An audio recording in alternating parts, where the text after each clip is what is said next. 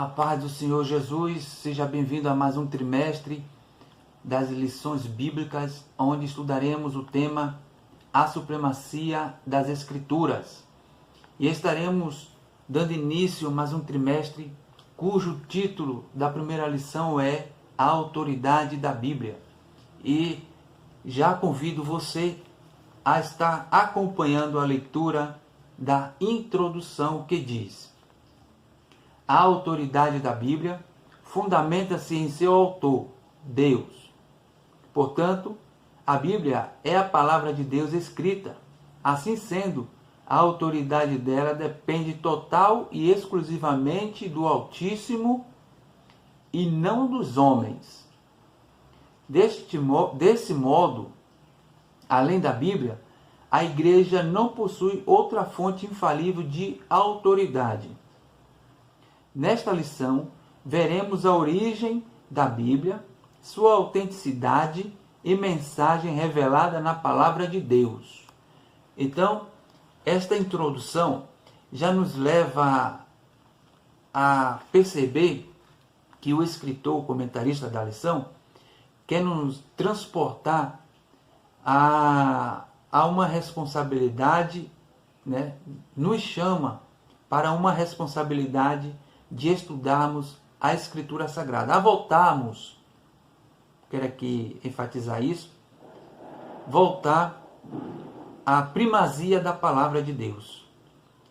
E vemos aqui, no decorrer aqui da lição, veremos no decorrer da lição, a importância de estudarmos a Palavra de Deus. Eu quero aqui ler esse primeiro tópico que o escritor aqui destacou, e em seguida fazer a leitura de alguns pontos no qual serão comentados neste vídeo, nesta aula. O primeiro tópico diz o seguinte: a origem da Bíblia e a revelação divina. Então, existe aqui nesta lição alguns tópicos. Primeiro tópico, a origem da Bíblia. O segundo tópico, subtópico, é a revelação geral. Então, a origem da Bíblia, eu quero ser bem sucinto, rápido e direto. A origem da Bíblia, ela não provém de homens, mas ela provém exclusivamente de Deus. Então, não há nenhuma chance da Escritura ter erros, contradições, como muitos dizem. Os céticos que insistem em dizer que há contradições na Escritura Sagrada. Então, deixando bem claro, a fonte é o próprio Deus. Então, a origem da Escritura, da mensagem que contém no livro sagrado, a Bíblia, para os cristãos, é Deus. Então, o outro ponto aqui que eu quero destacar é a revelação geral. Por que nós falamos sobre a revelação geral? Revelação geral é o termo frequentemente usado para se referir ao fato de Deus se fazer conhecido na criação. Então, o ponto da revelação geral é o fato de Deus se fazer conhecido por meio da criação. Ok? Então, além da criação, na consciência e na história. O termo é usado em distinção da revelação especial. Essa revelação especial é a revelação salvífica de Deus, através de Jesus Cristo. Então, são dois pontos que precisam ser separados. A revelação geral, no qual Deus se revela a si mesmo por meio da criação, das coisas criadas, e a revelação especial, que é a revelação salvífica de Deus, que foi através de Jesus Cristo. Então, são dois pontos que precisam ser aí separados. E esse outro ponto aqui, no qual eu vou trazer agora, que é a revelação na história, onde Deus se revela pela sua soberania, ele controla o curso, o curso aí dos acontecimentos, ou seja, Deus, desde o princípio, ele vem se revelando na história da humanidade. Então Deus, ele sempre se preocupou, quer, né, se fazer conhecido à humanidade. Então há uma distinção muito grande aí de Deus se revelar por meio das coisas criadas e se revelar de forma especial por meio de Jesus Cristo. É o que nós vamos aí saber, nós vamos tentar aí esclarecer esses dois pontos. Mas aqui eu quero trazer esses pontos aí a princípio, como a origem da Bíblia é Deus, a revelação geral, né, foi a forma de Deus se revelar por meio da criação, e existe outro ponto também que é no universo, né, onde Deus se manifesta pelo seu poder, né, pelo seu poder nas coisas criadas, céu, terra, né, o mar e tudo quanto há neles. Então, como está descrito no Salmo 19, versículo 1 ao 4. Então, Deus, ele se manifestou na história por meio das coisas criadas, né, das coisas por sua soberania. Então, eu quero aqui recapitular. Ele se revelou na forma geral, nas coisas criadas, na história, né, por sua soberania, mostrando que ele está no controle da história, dos acontecimentos, né? Ele remove e estabelece reinos, governos, pelo seu poder e soberania, e no universo ele se manifestou, né, pelo seu poder, né, pelas coisas que foram criadas, os céus, o mar, a terra e todas as coisas que há nesses elementos. E o outro ponto que eu quero trazer desse primeiro tópico, né, cujo título é a origem da Bíblia e a revelação divina, é no ser humano criado à imagem, né, imagem e semelhança divina. Então, Deus, pela sua soberania, né, na história, ele tem tudo no controle. No universo que ele criou e as coisas que existem, que foram criadas por ele, pelo seu poder, também está sobre o seu controle. E sobre, né, o ser humano que foi criado à imagem divina, né, a natureza moral da humanidade, embora de maneira inadequada por causa do pecado, revela o caráter moral de Deus. Ou seja, por mais que o homem seja a criatura caída, né, esse caráter moral existe na humanidade, e esse caráter moral é o que retém o homem, é o que segura, é o que impõe limites ao homem para que ele não se destrua ou destrua outros. Vamos dizer assim, é que ele não cometa a autofagia, a autodestruição. Esse senso moral que o homem tem, mesmo após a queda, que Deus permitiu que nós continuemos com esse senso moral, é para que o homem não se destrua, né? Não se destrua.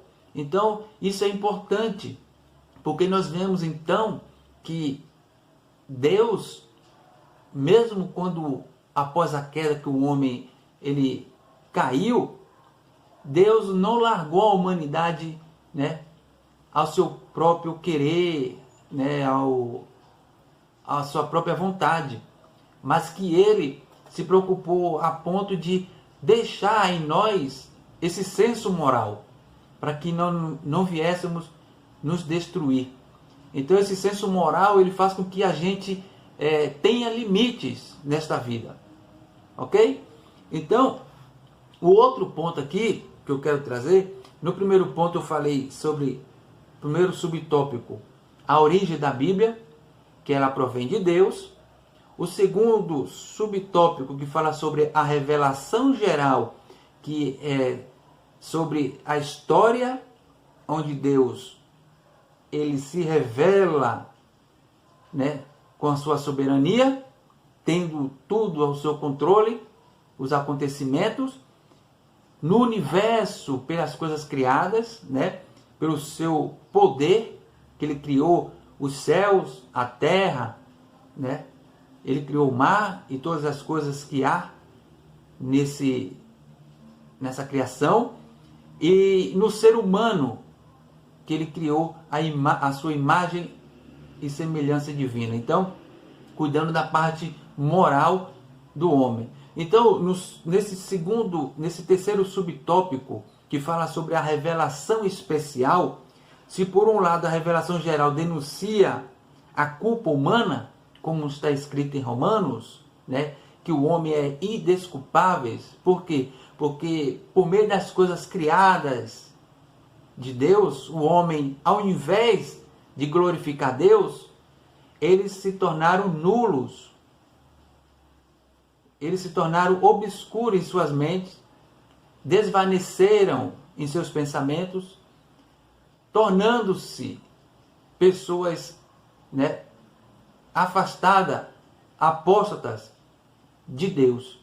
Então isto traz a entender que, e separarmos, é importante isso, que a revelação geral, que são as coisas criadas, onde Paulo ele fala em Romanos, onde os seres humanos deveriam glorificar Deus, e ao invés disso não fizeram, reconhecendo que foi Deus que criou as coisas, que criou os animais, né, que criou a natureza, que criou os céus, a terra, que criou o sol, a lua, as estrelas.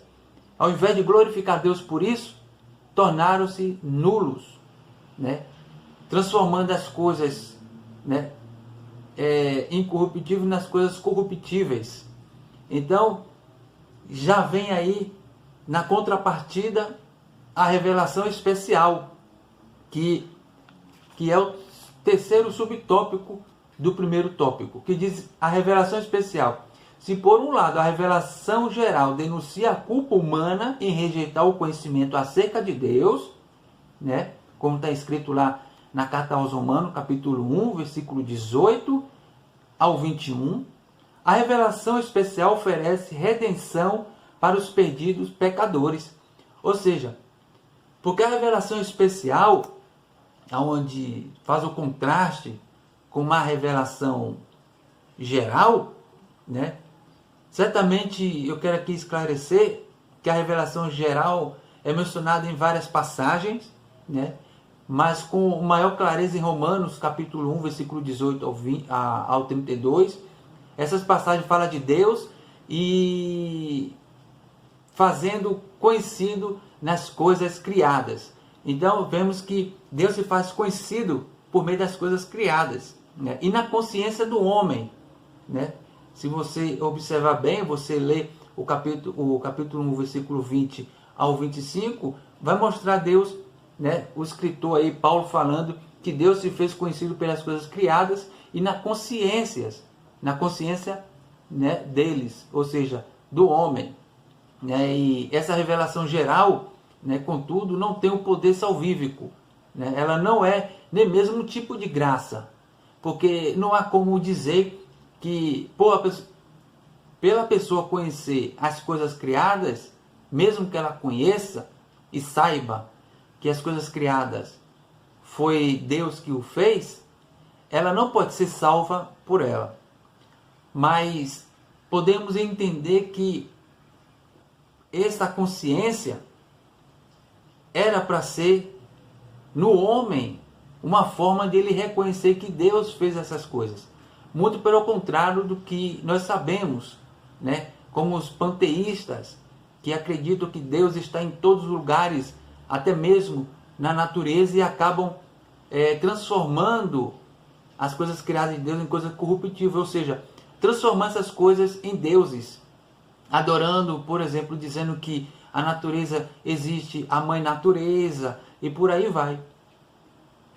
Mas aquele que tem a consciência que essas coisas criadas, elas não devem ser adoradas, mas sim glorificar o Criador, entende que elas não são suficientes para salvar.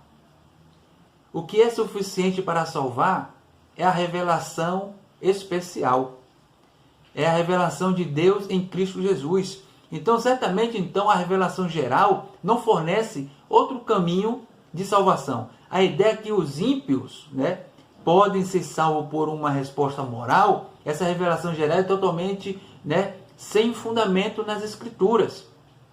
Sem fundamento, o ímpio ele não pode ser salvo pela sua consciência moral. Ou seja, por eu ter somente a minha consciência moral, eu não consigo me salvar. Porque a salvação é algo imerecido. É algo que, ao reconhecer Cristo como Salvador, eu recebo esta fé de salvação. É a fé que nós chamamos de fé salvífica. É a fé especial. Porque também precisa aqui fazer uma separação de dois tipos de fé. Muita gente confunde essa fé. A fé, que é aquela fé geral, que todas as pessoas têm. Essa fé geral é aquela que aquela pessoa crê que vai acontecer algo de bom, que pode acontecer isso ou aquilo. E a fé especial é a fé salvífica. É aquela fé que você não consegue tê-la por si só. Essa fé, quem dá é o próprio Deus. Então essa fé geral que todos têm, a fé comum, ela não pode salvar. Mas a fé especial, aquela fé que Deus dá, que é a fé da salvação, para a salvação, somente provém de Deus. Por isso que quando uma pessoa recebe Cristo como Salvador, ela passa a ter fé em Cristo para salvá-la. Mesmo ela sabendo que a sua consciência moral é incapaz de salvá-la. Por quê? A consciência moral nos serve só para nos colocar limite nessa vida. Por exemplo, se eu sei que roubar é errado, se eu sei, é porque minha consciência moral me diz que aquilo é errado a fazer. Então eu não faço. Porque se minha consciência moral disser que não é errado, eu vou cometer esse delito. Então essa consciência moral nos ajuda a não errar e a não cometer certos pecados, a não quebrar certa lei.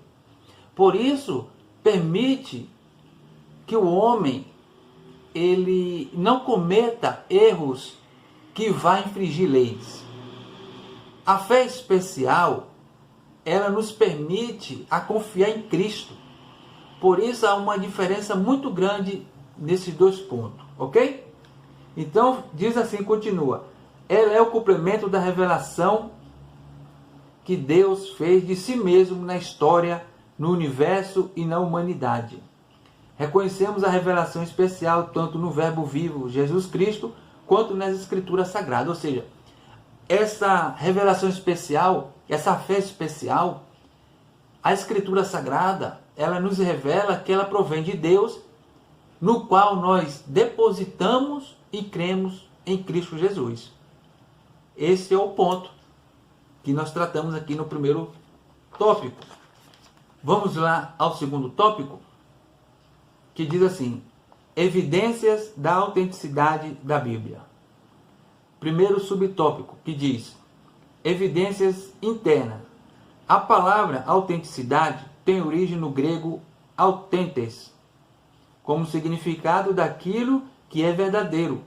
Quando aplicado às Escrituras, o termo indica a autoridade da Bíblia. Nesse sentido, a Bíblia autentica a si mesma.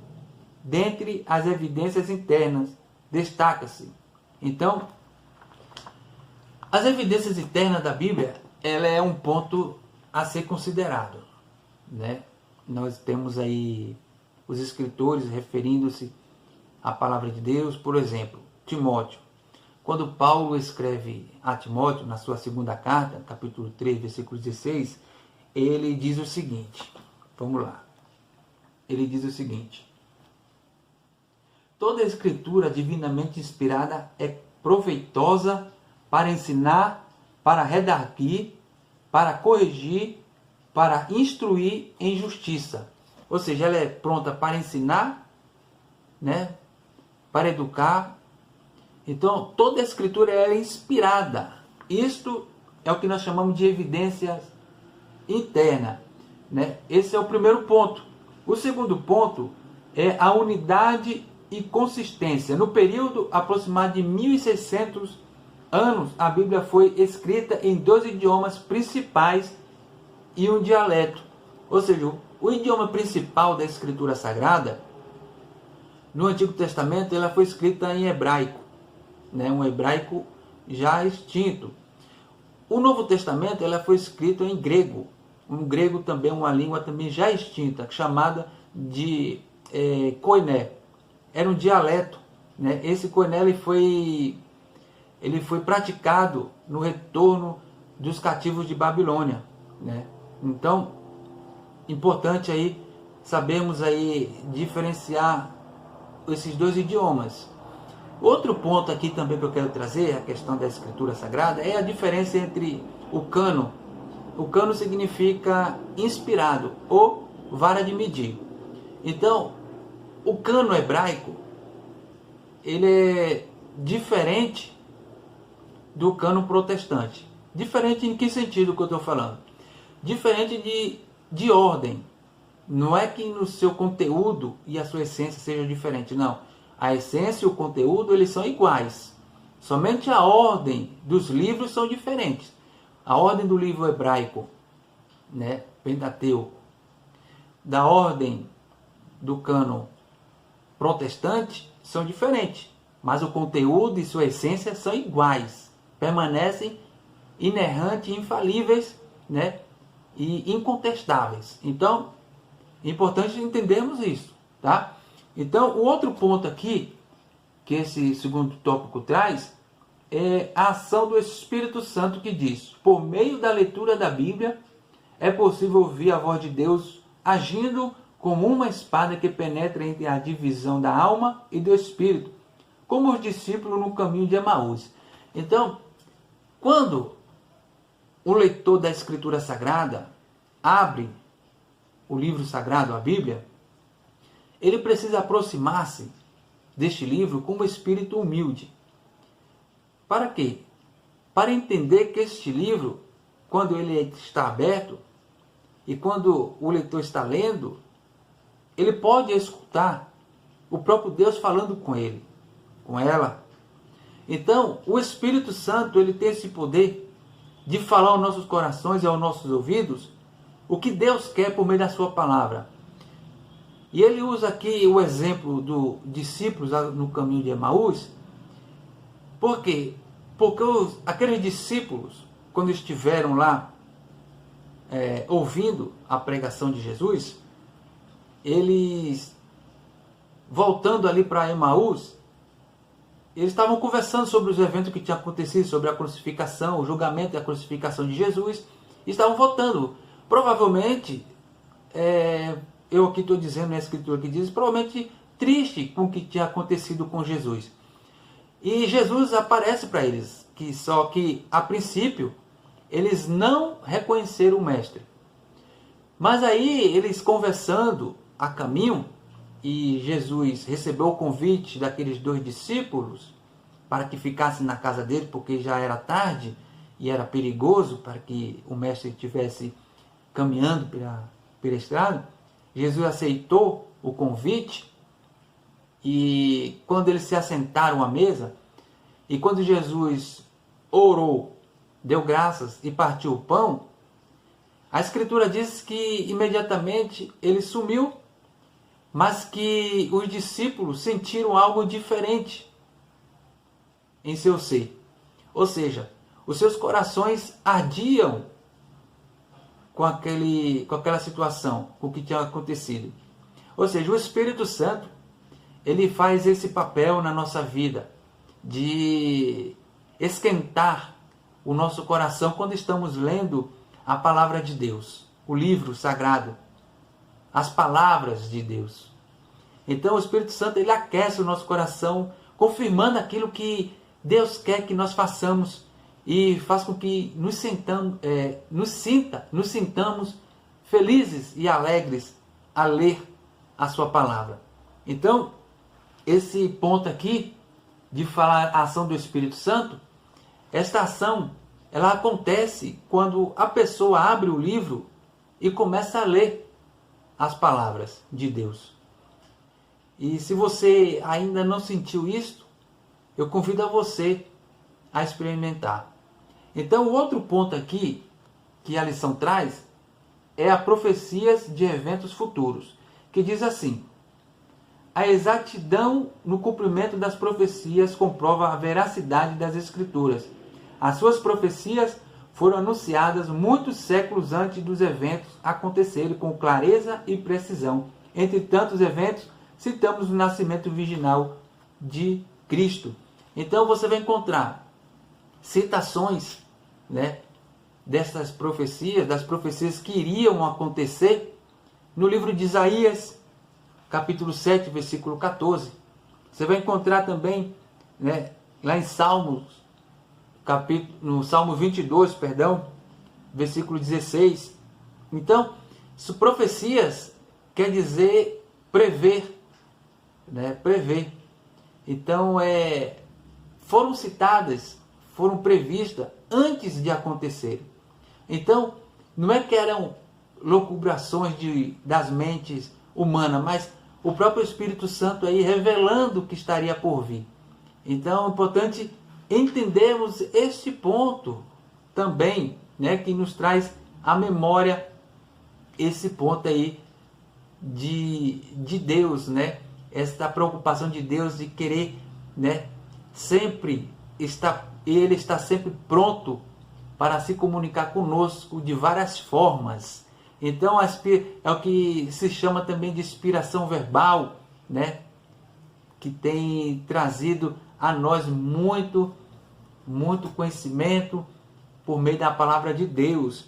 Então, o outro ponto que eu quero trazer nesse segundo tópico é a evidência externa. Lembre-se que eu falei no primeiro tópico do segundo tópico, no primeiro subtópico, sobre evidências, né, internas.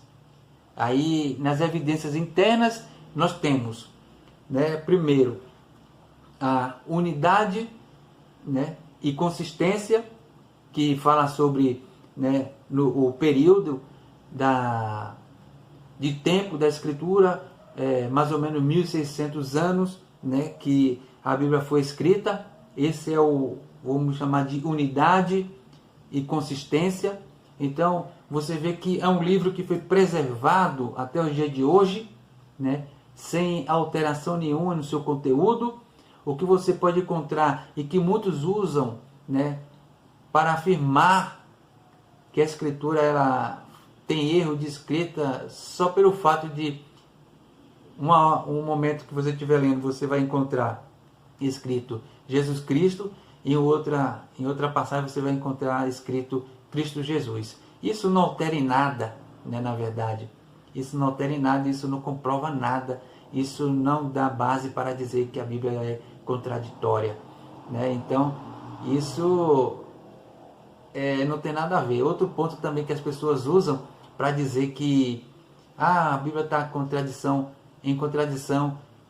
quando diz que Paulo fala de uma coisa e Tiago fala de outra. Ou seja, Paulo fala, né, de uma fé, e Tiago fala que a fé sem obra é morta, e Paulo fala que a obra ela não precisa ser, né,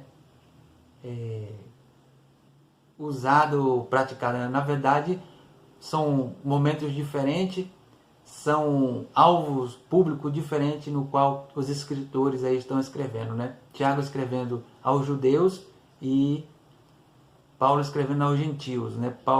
Tiago dizendo que aos judeus que acreditavam que para ser salvo era necessário fazer as obras, né? E Tiago vai e fala que era necessário os dois. E Paulo fala que a obra é importante junto com a fé. Ou seja, o que Tiago faz é o que? Colocando a fé na frente da obra, e Paulo fala que colocando a obra na frente da fé.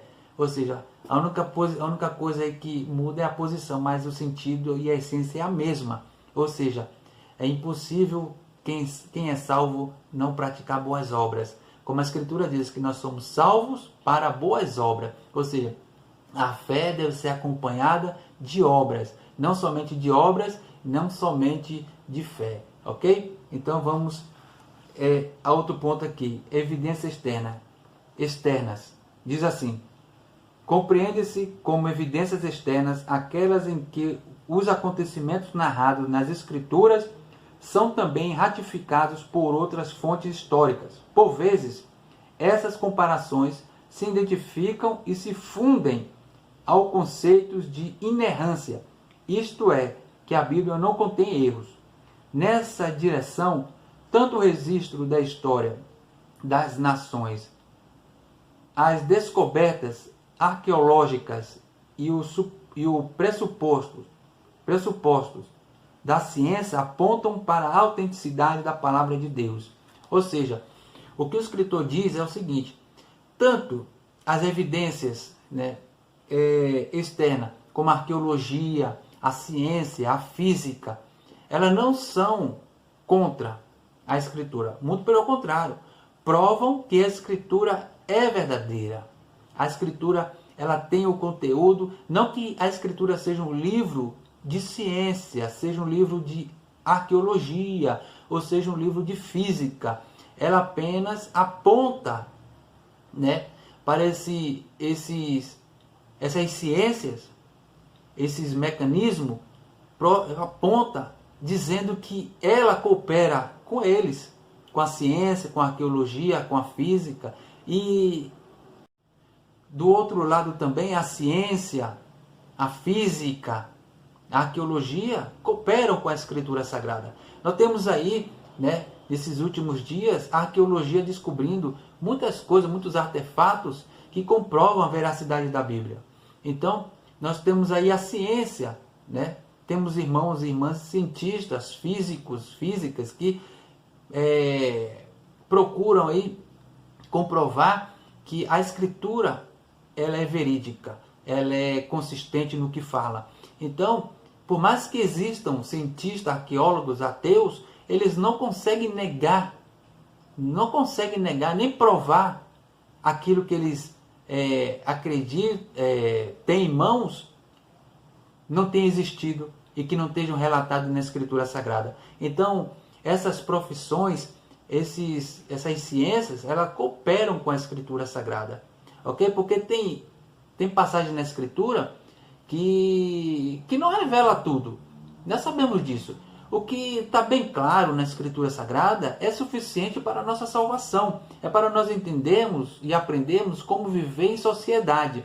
Então a Escritura Sagrada, ela não tem a obrigação de falar sobre arqueologia, sobre física, sobre essas coisas. Mesmo que ela, assim vamos dizer, superficialmente ela fale. Mas ela não tem a obrigação de esclarecer para nós. Se nós quisermos ir a mais profundo, devemos pesquisar, estudar, além das Escrituras, ok? Então é importante nós entendermos isso, porque muita gente fala, quando vê, por exemplo, a arqueologia acha um artefato e diz que realmente aquilo lá pertencia ao que estava na Bíblia, e a pessoa fala, mas não está escrito na Bíblia. Mas não tem a Escritura, Deus não tem essa preocupação e não tem essa obrigação de esclarecer certos pontos para nós. O que Deus fez por meio da Escritura é relatar os acontecimentos, foi relatar o que está acontecendo e relatar o que irá acontecer para que nós possamos assim firmar nossa fé, firmar o nosso conhecimento suficiente para sermos salvos, ok? Então, Deus não tem essa obrigação para conosco. Então, o que nós devemos fazer, se quisermos aprendermos um pouco sobre ciência, sobre física, sobre arqueologia e complementar o conhecimento teológico, devemos fazer de forma a buscar em faculdades, universidades que existem por aí, ok? Então é importante entendermos isso aí. Aí eu quero trazer agora o terceiro tópico, ok? Vamos lá? A mensagem da Bíblia. Primeiro subtópico diz o seguinte: a supremacia da Bíblia. A expressão latina sola scriptura, vou ler novamente. A supremacia da Bíblia. A expressão latina sola scriptura confirma que somente a Bíblia é regra infalível e autoridade final em matéria de fé e prática. Nossa declaração de fé professa que a Bíblia fornece o conhecimento essencial e indispensável à nossa comunhão com Deus e com o nosso próximo. Então, o que ela quer dizer? O que a lição está dizendo? O escritor está falando sobre sola, que quer dizer somente escritura.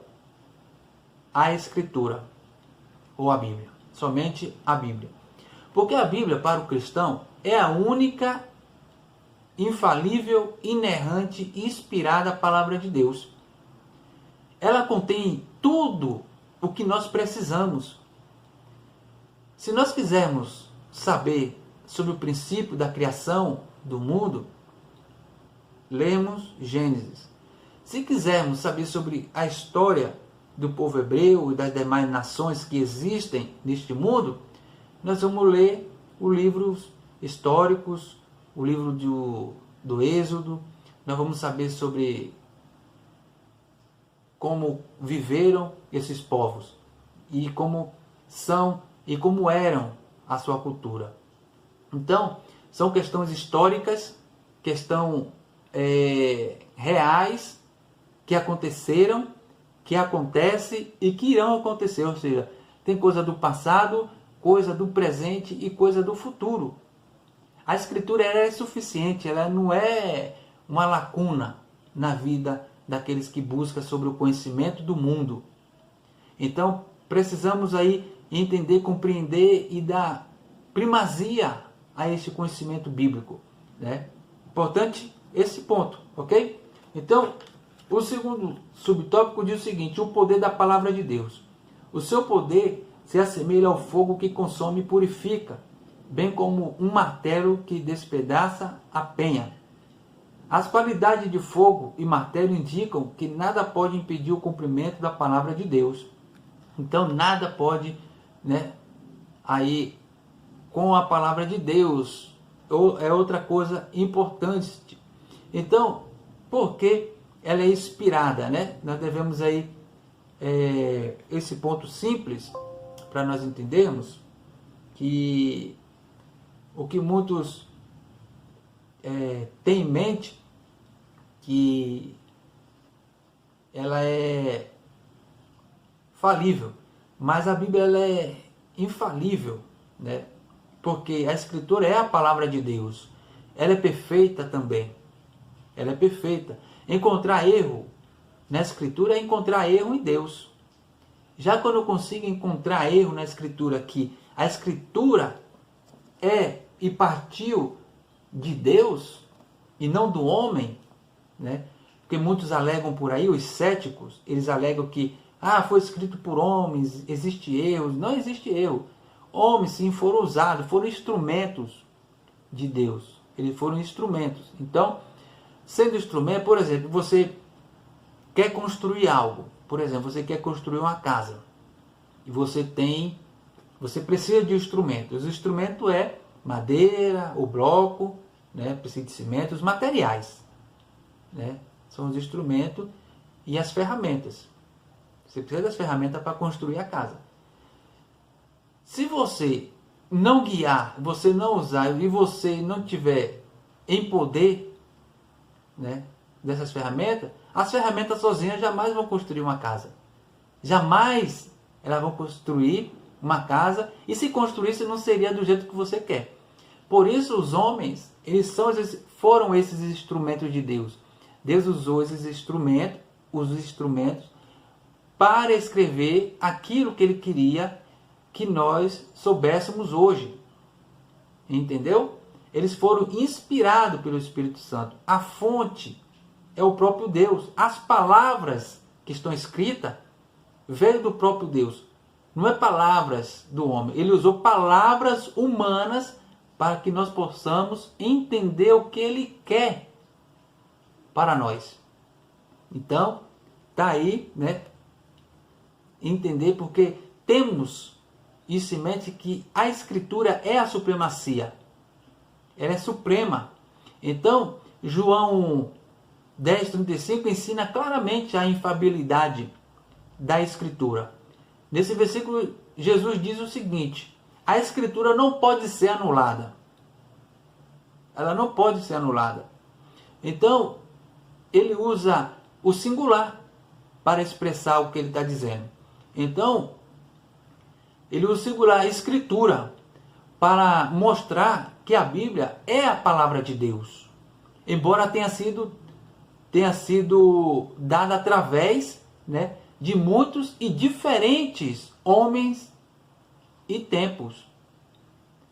Né? É a palavra de Deus. Embora tenha sido aí escrita por homens em tempos diferentes, ok? Então, porque ela em qualquer tentativa de atacá-la, ou qualquer tentativa de desprezá-la ou de menosprezá-la, né? É uma tentativa de destruí-la. Ninguém pode tirar qualquer parte dela ou negar que elas são para sempre verdadeiras. Ninguém pode negar isso, né? Sem deixar apenas, né, ruínas atrás de si mesmo. A pessoa que nega que a Escritura Sagrada é verdadeira e que provém de Deus, ela está se autodestruindo. Aquilo que eu falei é autofagia, autodestruição. Então, não há como dizer que a palavra de Deus ela é falível, ela é infalível, ok? Interessante nós dizermos isto, ok? Então, quero aqui trazer o outro ponto que diz o seguinte, no segundo subtópico, que diz: o seu poder também é capaz de derrubar fortalezas espirituais que fazem oposição ao conhecimento divino. Ou seja, quando Paulo escreveu lá na sua segunda carta aos Coríntios, no capítulo 10, versículo 4 e 5, ele mostra que todas as pessoas que tentam se opor às verdades bíblicas, elas têm dificuldade de permanecer de pé. Então, todas as pessoas que se aproximam da Escritura Sagrada, como eu disse aqui alguns minutos atrás, precisam aproximar com um espírito mais humilde, né? Um espírito submisso à palavra de Deus, porque a palavra de Deus ela é a autoridade sobre a vida de todos aqueles que creem nela, né? E mesmo aqueles que não crerem, quero aqui deixar bem claro, também ela é autoridade sobre eles. Ela é autoridade sobre todos. Então, não há como não dizer isso. Não há como deixar isso aí fora de questão, porque ela é autoridade sobre todos, porque a Escritura é a palavra de Deus, inspirada e infalível, né? Ela tem suprema autoridade. Não existe nenhuma autoridade humana que seja maior, nem regra de homens capaz de suplantar seus preceitos. Então, nenhum ensino que possa contradizer algo que ela ensine. Não há ensino superior, não há ensino que possa aí ser supremo acima das Escrituras Sagradas, porque ela ensina tudo. Ela ensina tudo.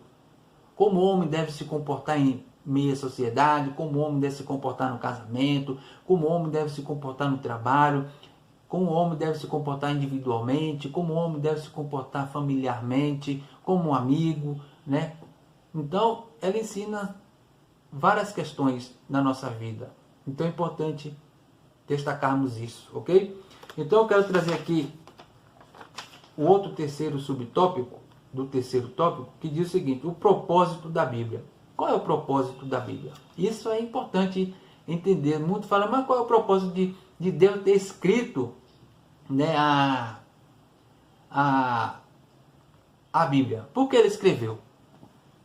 Por que esse propósito? Aqui nós podemos trazer aqui pelo menos aqui umas 3 perguntas antes de eu concluir aqui. Primeiro, o que significa dizer que a Bíblia é essencialmente um livro de salvação? Como podemos entender Jesus Cristo no Antigo e Novo Testamento? Então, E a terceira pergunta, para fechar. De que forma a Escritura extrai de nós uma resposta de fé? Então são questões bastante interessantes, né? Porque a Bíblia tem um propósito. E qual é o propósito da Bíblia? Como está aqui, né? O propósito da Bíblia. Então eu quero aqui fazer uma leitura breve aqui no tópico, que diz assim: nossa declaração de fé ensina que a Bíblia é a mensagem clara, objetiva, entendível, completa e amorosa de Deus, cujo alvo principal é, pela persuasão do Espírito Santo, levar-nos à redenção em Jesus Cristo. Então, já responde, né, a nossa questão, as nossas perguntas. Mas viu que na lição falou-se de declaração de fé. Nós, da Assembleia de Deus, temos a nossa declaração de fé, que na página 21, no seu primeiro artigo, faz a defesa da autoridade da Bíblia e da inspiração. Mas existem outras declarações de fé. Por exemplo, a declaração de fé belga, né? A declaração de fé de Westminster, no Catecismo Maior, Catecismo Menor, tem a Confissão de Fé de Heidelberg e outras declarações de fé, que são importantes, mas elas só são importantes porque elas foram escritas com base na Escritura Sagrada. Elas servem para quê? Para a organização de denominações, organização de profissão de fé, organização litúrgica e por aí. Então, ela é importante, mas para ela ser adotada e ser ouvida e atendida, ela precisa estar alicerçada na Escritura Sagrada, baseada, alicerçada na Escritura Sagrada, porque a Escritura Sagrada ela é a autoridade máxima nas igrejas, ok? Então, nesse ponto, né, vamos aqui dizer que esse ponto é importante, tá aí, né? Qual o propósito? O propósito da Escritura, da Bíblia, é, pelo Espírito Santo, a persuasão do Espírito Santo levar-nos à redenção em Jesus Cristo, né? Nela também se encontram revelados os códigos morais para a sociedade. Ratifica-se que a moral bíblica não se relativiza, pois seus valores são absolutos. Nessa compreensão, a Bíblia é a revelação de Deus e de sua vontade à humanidade. Então está aí, esta é a lição que nós aí estudamos neste vídeo. E eu quero aqui concluir para nós encerrarmos a lição, que diz assim a conclusão: as Escrituras são de origem divina. Deus se deu a conhecer por meio da história do universo, da humanidade, de Cristo e das Escrituras. A autenticidade da Bíblia é confirmada por evidências internas e externas. A palavra de Deus é a nossa autoridade final de fé e prática. O teólogo Antônio Gilberto escreveu que o autor da Bíblia é Deus, seu real intérprete é o Espírito Santo e seu tema central é o Senhor Jesus Cristo. Ok? Então, está aí esta lição. A lição 1 serve como uma introdução às demais lições. Conto com você nos próximos vídeos. Não esqueça de se inscrever se você ainda não é inscrito, de ativar o sininho para receber notificação dos novos vídeos que serão postados aqui. Que Deus te abençoe em Cristo Jesus.